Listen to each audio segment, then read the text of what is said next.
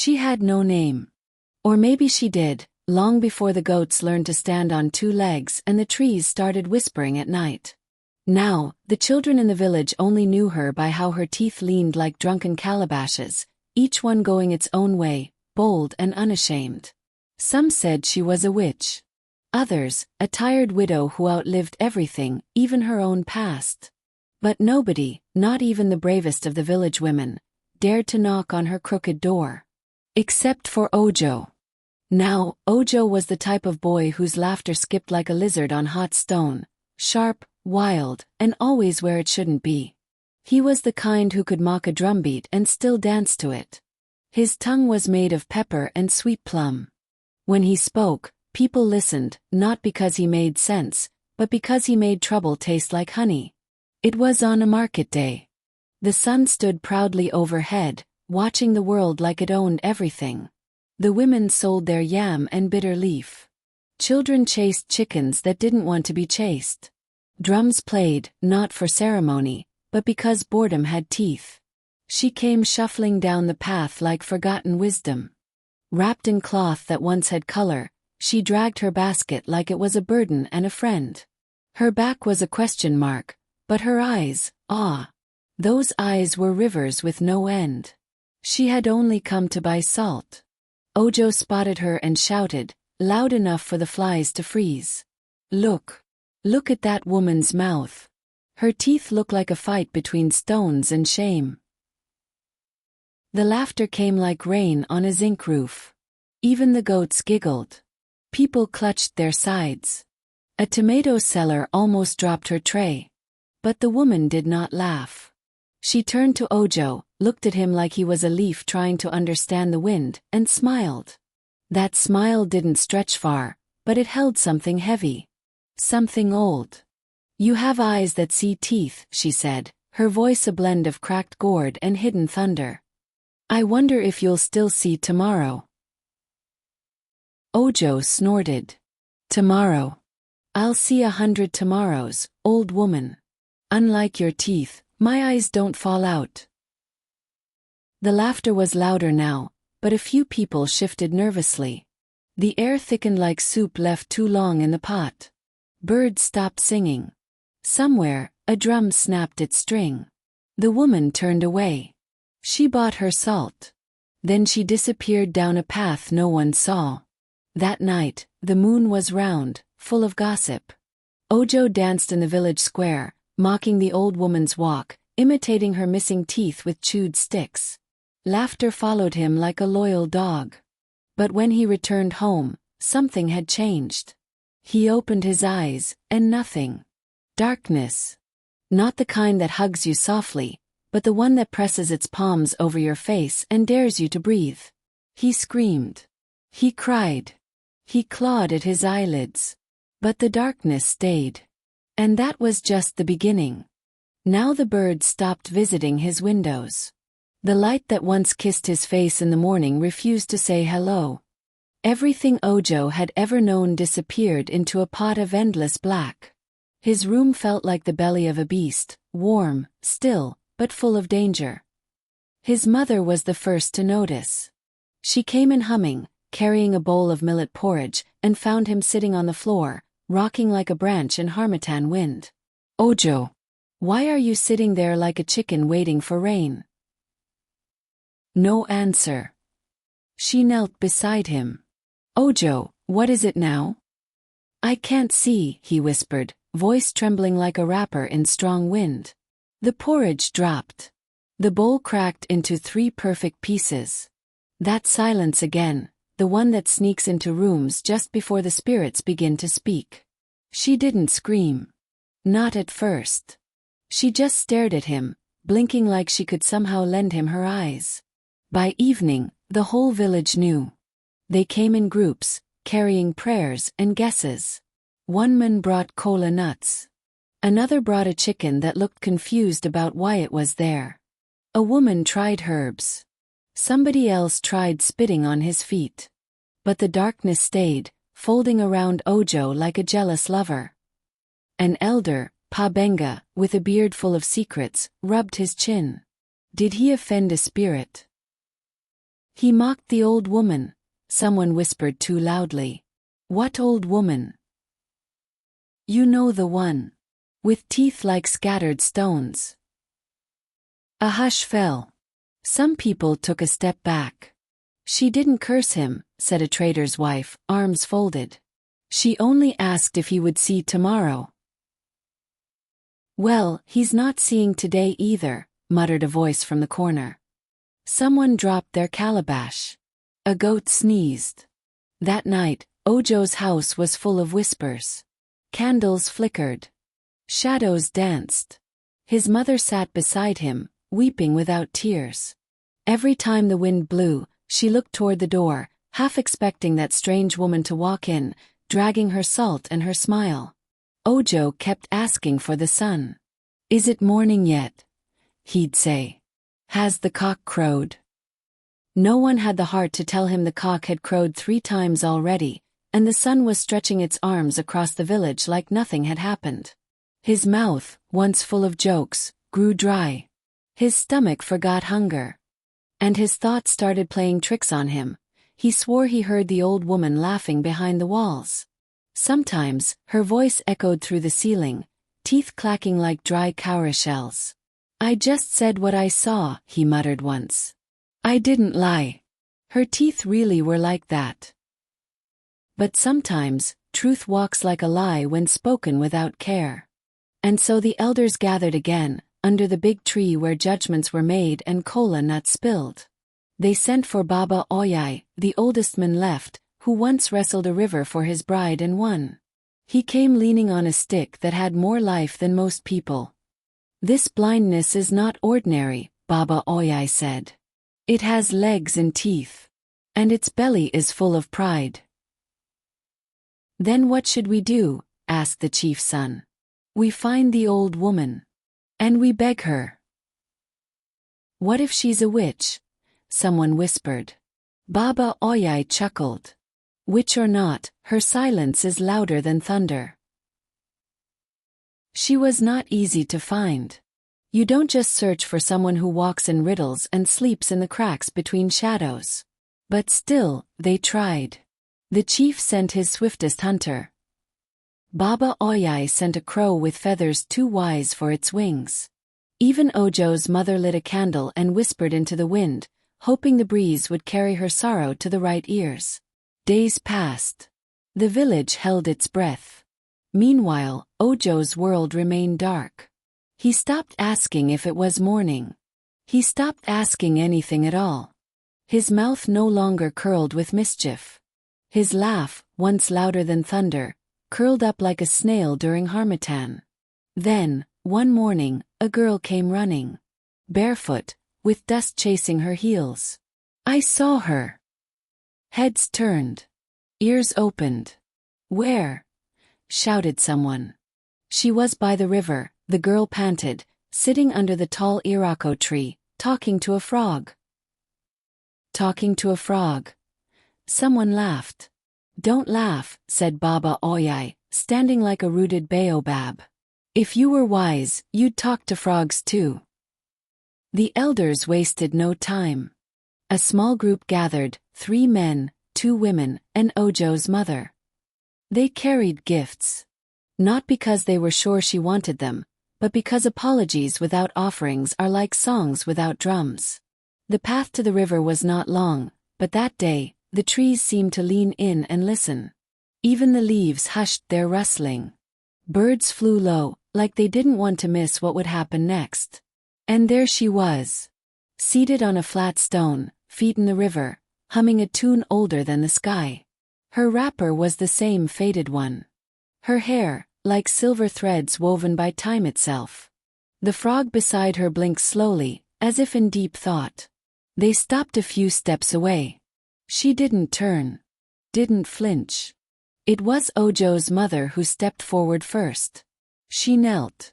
Please. Forgive him. He is just a boy. His mouth runs faster than his wisdom. The old woman didn't reply. The others lowered themselves slowly, careful not to break the silence with their bones. He cannot see, one elder said softly. Since that day, His eyes have seen nothing but dark. The frog croaked once. Then she turned. Her eyes were calm, but sharp, like a knife that didn't need to shout to be feared. I warned him, she said. I gave him a window to shut his pride. He spat through it. They bowed deeper. I'm sorry, Ojo's mother whispered. I will give anything. The old woman sighed. Your son's blindness is not in his eyes. It lives in his mouth, where pride dances and shame sleeps. The frog croaked again, louder this time. She looked down at it, then back at the group. Go. Bring me 3 things. 1 tear from a laughing child. 1 feather from a bird that cannot fly. And 1 breath from a sleeping dog. Silence. The river itself seemed unsure. But, those things, one elder began. Impossible, she smiled, her teeth still dancing in their odd pattern. Good. That's the only way the lesson will stick. Then she turned back to the water, humming once more. And just like that, they knew, the journey had only just begun. The village buzzed like a market fly. 3 things. From where? A dog's breath? You'll get bitten before you even find one asleep. And a bird that can't fly? What bird doesn't fly? Questions fell like mangoes in storm season. But nobody dared suggest quitting. Pride had already wrapped its fingers around Ojo's eyes. If they failed, what would be next? Deafness. Muteness. Disappearing entirely. So they split the tasks. The chief's youngest son, Cunnel, was chosen for the feather. He had eyes that saw too much and feet that rarely stayed still. If anyone could chase a mystery into the bush and drag it back by the feathers, it was Cunnel. The laughing child's tear, Ojo's cousin volunteered. Her name was Sod, and she had a way with children. Babies stopped crying when she touched their feet. Her task seemed the lightest. But the old woman's riddles never danced alone. If it was light, it would still sting. The sleeping dog's breath? That one fell to Baba Oyai. Not because he volunteered, but because when the elders turned and asked, he simply nodded and said, The 3 set out the next morning before the cocks remembered their lines. Cunnel walked deep into the forest, where birds spoke in tongue and trees held secrets. He saw parrots, hawks, even a peacock that preened like a village bride. But they all flew. Flapped and floated, soared and dipped. None qualified. He nearly gave up, until he stumbled upon an odd little bird, perched on a broken branch. It blinked at him and chirped a flat, lazy note. He clapped. It didn't fly. He stomped. Nothing. He threw a stick near it. The bird tilted its head, unimpressed. It couldn't fly. He approached slowly. No need to scare what didn't move. When he got close, he saw its wings, tucked awkwardly, one bent at a strange angle. It wasn't lazy. It was broken. Cunnel's heart paused. He took off his shirt, wrapped the bird like a newborn, and whispered, "Sorry." Back in the village, Sod chased laughter. She tickled. Danced. Made faces. Told stories about turtles and trousers. Children laughed until they rolled in the dust. But none of them cried. "How can I take a tear from joy?" she muttered. Then she saw little Femi. He laughed so hard at her silly song, he fell backward and bumped his head against a cooking pot. A soft thud, a pause, then one tear slid down his cheek, shining like dew on a yam leaf. She caught it mid-roll. Her heart almost jumped from joy. "Forgive me, little one," she said, kissing his forehead. "Your pain is now a key." Now Baba Oyai, his task was trickier. He knew dogs. He knew sleep. But he also knew that dogs, like people, don't just offer breath to anyone. They bite. They bark. And they know fear when they smell it. So he waited. Near the river, a brown dog slept under a mango tree. Its belly rose and fell like slow drumming. Baba Oyai crouched, a leaf in one hand. When the dog exhaled, he cupped the leaf gently, let the warm breath touch its surface. He didn't smile. Didn't blink.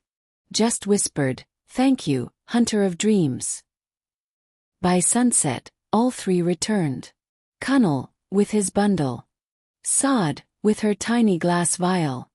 Baba Oyai, holding the leaf like it carried wind. They looked at each other, wide-eyed. They had done it. Or had they?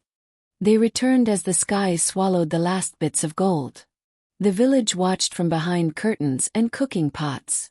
Nobody clapped. Nobody dared breathe too loudly. You don't cheer when someone carries magic in their hands, you simply wait and hope it doesn't spill. The old woman was already at the riverside. As if she knew. As if the water had whispered. She was seated just as before, legs dipped into the lazy stream, frog beside her like a priest's assistant. One by one, they approached. No fanfare. No drumbeats. Saad stepped forward, hands shaking slightly. She opened her palm, revealing the tiny vial with the tear. The old woman sniffed the air. Laughter. But sweet pain. Saad nodded. He fell. The woman smiled softly. Good. Joy must sometimes meet the ground to know its shape. Next came Kunnal. His eyes looked older. Maybe it was the forest. Maybe it was the way that bird had blinked at him. He unwrapped the shirt. The bird, still alive, sat calmly. The old woman didn't touch it. Just looked. Flight isn't always about wings, she said, eyes far off. Sometimes, it's about staying still. Then Baba Oyai came. He offered the leaf like it held secrets from the gods. She took it gently. Smelled it once. "A sleeping dog's breath," she whispered. "Rare. Like trust from someone who once bit you." She stood. For the first time, she stood. And when she did, the river changed its tune. The frog croaked a single note and leapt into the water. "Bring me the boy." They did. Ojo walked slowly, led by his mother, eyes still shut, world still black. But he felt something in the air, a tingling, like the ground had grown ears. The woman didn't speak to him right away. She sprinkled the tear across his forehead. It glistened, then melted like morning dew. She waved the feather around his face. The bird, still watching, chirped quietly. Then she took the leaf and placed it against his chest. "Breathe," she said. He did. Again. He did. The wind shifted. The trees leaned. The river clapped softly against the rocks. She stepped back. "Ojo," she said, her voice no louder than the rustle of dry leaves, "what do you see?" His eyes opened. He blinked. Once. Twice. He looked around. Then, slowly, he fell to his knees. "I see everything." His voice cracked. "I see the sky, the river, your eyes." Then he wept. Not like a child who missed his dinner. But like a boy who had seen what blindness tastes like, and was tasting light for the first time. The villagers behind the trees began to cry too. Even the sky offered a quiet tear. But the old woman didn't smile. She turned to go. "Wait." Ojo called. She paused. I'm sorry. I didn't know. I thought it was funny." She nodded. "Your tongue is a drum. Use it for rhythm, not wounds." He wanted to say more. But she was already fading into the trees, where stories go to sleep. Only the bird remained, still resting on Kunnal's shirt. Watching. Maybe waiting. Now, you'd think that would be the end. Eyes returned, lesson learned, everybody happy, yam porridge for all. But stories don't always wear straight wrappers. The days that followed were calm, on the outside. Ojo walked the village with a different kind of silence. Not the sulky kind. Not the fearful kind either. It was the silence of someone who'd danced too close to mystery and now heard drums that others couldn't. Children still laughed, goats still misbehaved, and the market still smelled of pepper and promises. But Ojo. He watched everything differently. He blinked more. As if still unsure the sight would stay. One afternoon, he found the bird. Still alive. Still broken. It sat near his doorstep, preening its bent feathers, as if to say, "You owe me something." He picked it up gently and whispered, "I do." He built a tiny home for it. Not a cage, no, never that. A shrine made of woven leaves and soft cloth. He named it Kokoro, which means heart. Now here's where the whispers began. Someone said Ojo was speaking to frogs at night. Another claimed they saw him blinking at the moon 3 times, and then it rained the next morning. But the juiciest whisper.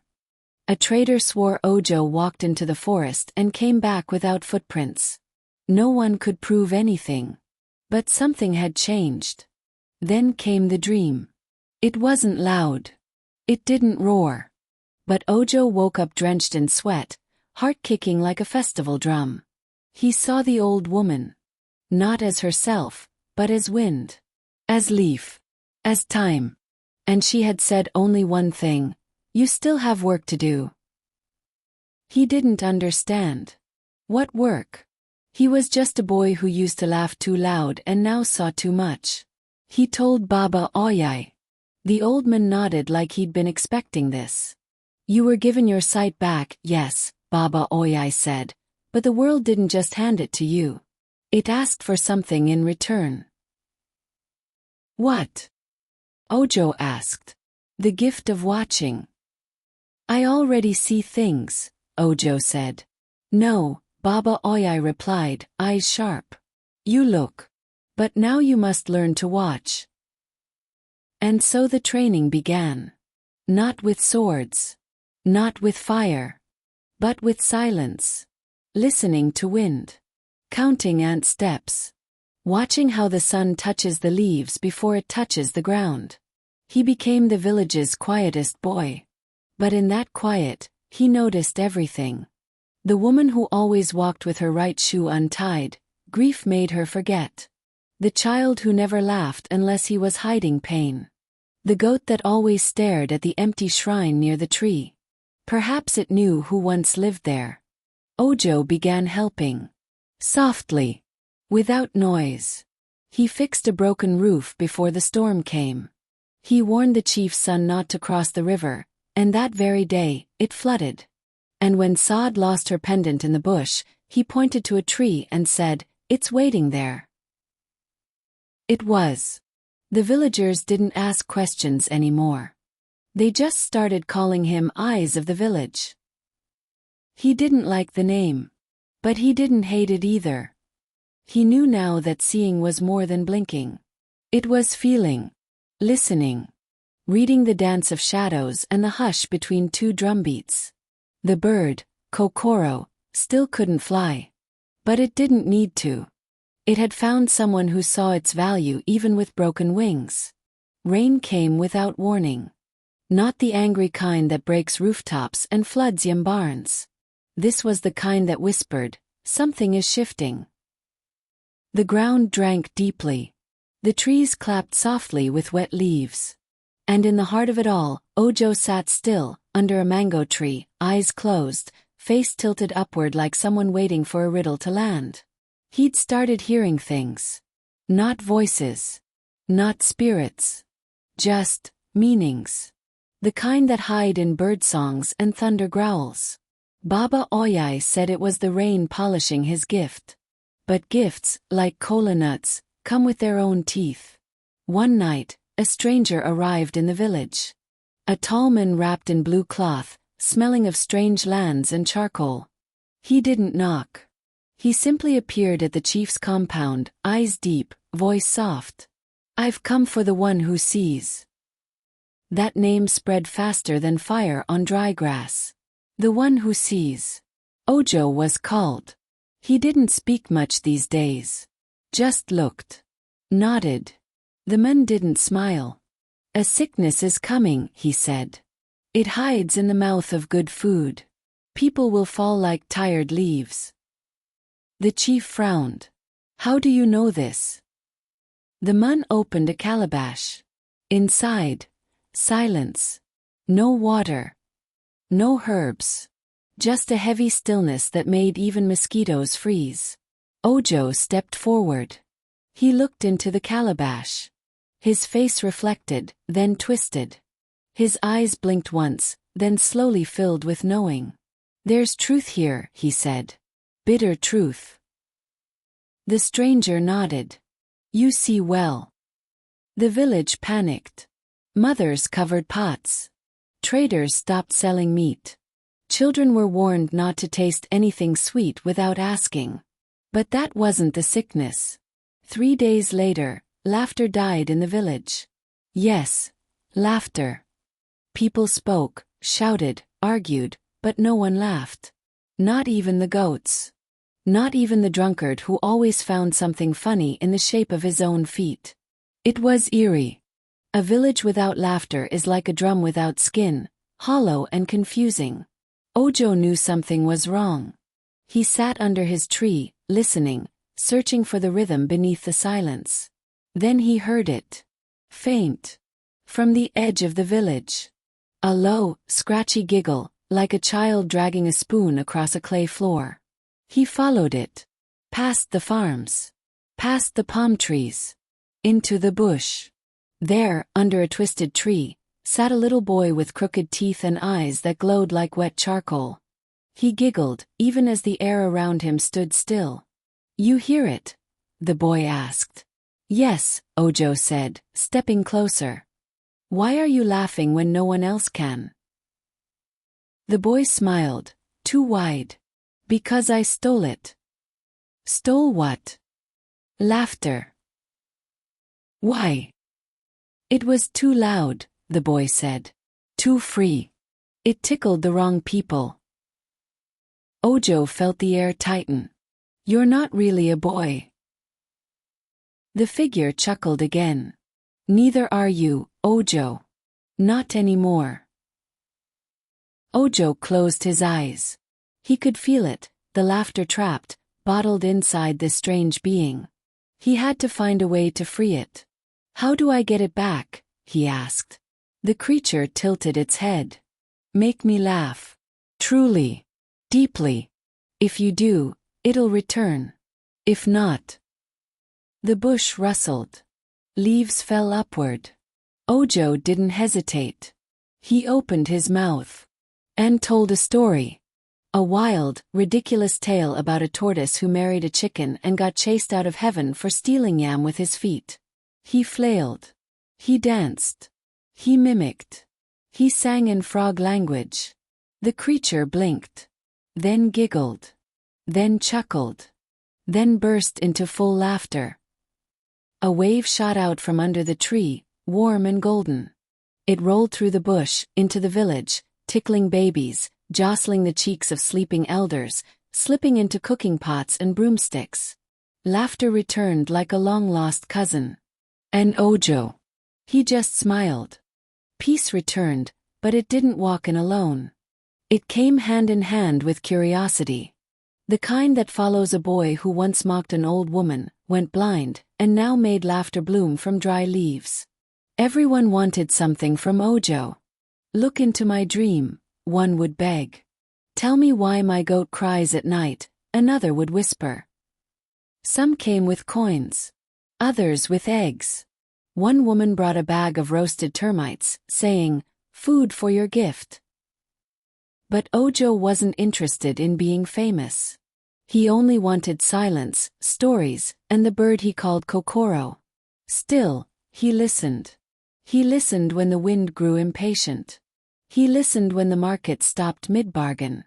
He listened when a girl with eyes full of shadows came crying by his tree. Her name was Aduk. She was quiet thunder, small voice, big weight. She didn't speak right away. Just sat beside Ojo and stared at nothing. My shadow is missing, she said finally. Ojo blinked. At night, it doesn't lie under me anymore. You checked? He asked, almost playfully. I did. It's not hiding. It's gone. He believed her. Some things you don't question. Especially when they come in whispers that don't shake. That night, Ojo sat with Baba Oyai. The moon leaned close. She said her shadow is missing, Ojo said. Baba Oyai didn't blink. Just nodded slowly. Shadows run when people carry too much sorrow. She didn't seem sorrowful. Because her sorrow isn't hers alone. That was all the old man said. The next morning, Ojo followed Aduk. She walked with her head like a cloud, light but heavy. Every step left no print. No dust dared cling to her heels. He watched her enter the forest. Past the thorn trees. Past the termite hills. Into the clearing where laughter had once been stolen. She knelt. And whispered to the earth. Ojo kept his distance, hidden behind a tree. The earth replied. Not in words. Not in thunder. Just a soft crack. From that crack rose a figure. Long, slender. Dark like secrets.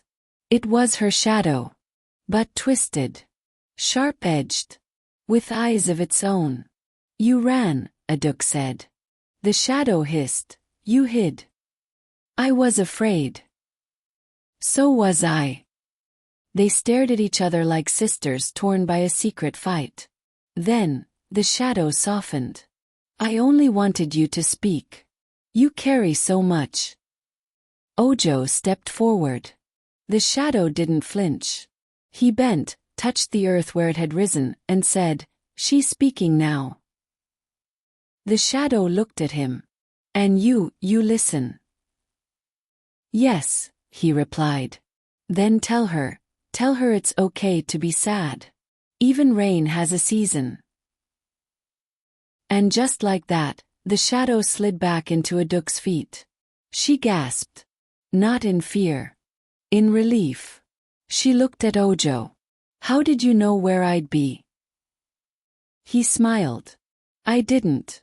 But Kokoro flew here. Sure enough, the bird sat nearby, wings still broken, but heart full. Aduk laughed. A small one. Like a drum warming before a dance. 2 moons passed. And though the village looked the same, smoke curling from huts, children chasing chickens with no clear plan, something had shifted. A gentleness moved through the air, like the wind had been brushed with palm oil. Ojo kept to his tree. He didn't speak unless the earth called for it. And even then, he let his words fall like cola pieces, measured, rich, slightly bitter. But gifts don't go unnoticed forever. One day, a woman came from the north. She wore a wrapper patterned like stars and walked like thunder in slippers. Her hair was tied high, her eyes low. She carried a pot, clay, wide, sealed with red thread and black cloth. She didn't greet anyone. She just asked, Where is the boy who sees? They pointed. She nodded. She found him under the mango tree, stroking Kokoro's feathers, humming a tune the wind hadn't heard in years. Your name? She asked. Ojo. Mine is Yamoja. The name cracked the air. Like a drum hit too hard. Even the birds paused. I've come, she said, because something has woken. Ojo tilted his head. What kind of something? The kind that stirs when old stories are told wrong. The kind that bites when you forget its name. She placed the pot in front of him. Inside is a lie. And if we don't stop it, it'll become a truth. Ojo didn't ask questions. He simply touched the pot. It trembled. Inside, he felt it. A name. Stolen. A song. Broken. A story, twisted into a shape it never chose. Someone's tale has been rewritten, he whispered. Yamoja nodded. And you must fix it. But I don't know the story. Then find the one who does. And just like that, the journey began. He left the village at dawn. No drums. No farewell songs. Just a cloth bag, Kokoro on his shoulder, and the pot of silence tucked under one arm. He walked through the forest, where even trees didn't know the way. Past the hills that never agreed on where to sit. Past the river that giggled when no one watched. On the third day, he met an old woman cooking yam on a flat rock. Her face looked familiar. "Ojo," she said before he could speak, "you've come late, but not too late." "Who are you?" "I am the tail." He blinked. "Which tail?" "The one they turned into a joke." She bared her teeth, crooked, dancing, bold. He gasped. "You?" "Yes. The same mouth you laughed at. The same truth you once mocked." He stepped back. But she waved him close. "You gave me back something. Now I give you this." She touched his forehead. And suddenly, he saw it. Her story. She had been a healer. A seer. A mother. Her teeth had shifted after a cursed kiss from a dying warrior she'd tried to save.